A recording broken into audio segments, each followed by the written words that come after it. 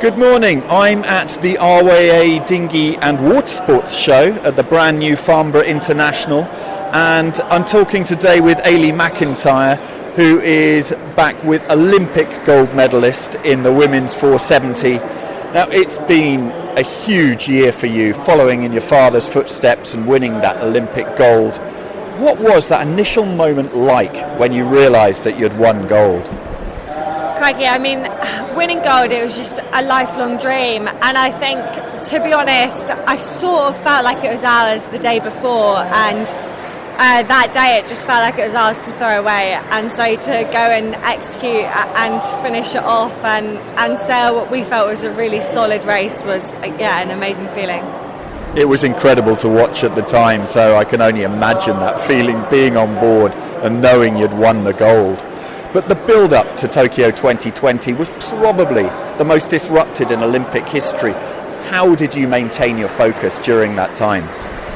Yeah, I think for me, I had such a big drive towards gold. So for me, every time I felt tired, every time I felt like stuff was getting hard, I just sat and I dreamt of winning gold, and I just imagined what it would feel like.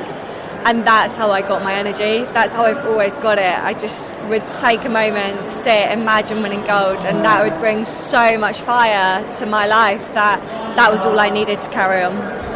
And when you started sailing the 470, you were with Hannah Mills, a seasoned Olympic campaigner.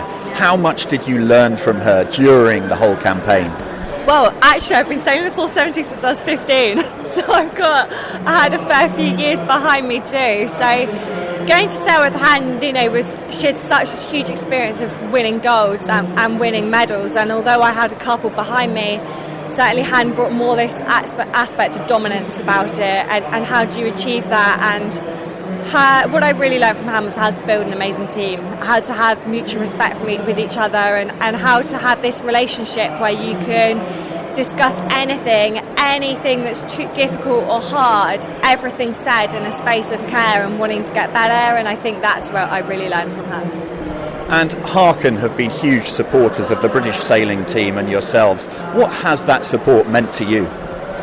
Yeah, I mean, Harken have always been at the end of the phone. I mean, 2 weeks before the Olympics, before we flew to the Olympics, I was on the phone to Harken with an issue I was having, and they immediately sent me the parts I needed to send us off to Tokyo, and they're always there. They're always at the end of the phone to help us, always there trying to come up with new ideas to get us on the water in the best way possible. So, yeah, they've been phenomenal supporters. And the 470 is a class which is all about fine-tuning. How much time do you spend getting those magic settings and honing it? Yeah, too much. Yeah. We also just spend a lot of time, actually playing with Harken blocks, getting the weight of things right, getting the distribution of weight right. But no, we spend a lot of time playing around with numbers, particularly at the moment in my new team. We're merging 2 sets of kit, 2 sets of settings, and trying to figure out the best way forward and the best route forward. So yeah, there's been a lot of fiddling around going on. And do you have a favourite Harken fitting? Pretty much any ratchet block, to be honest. Anything that's going to make my life easier is good, in my opinion.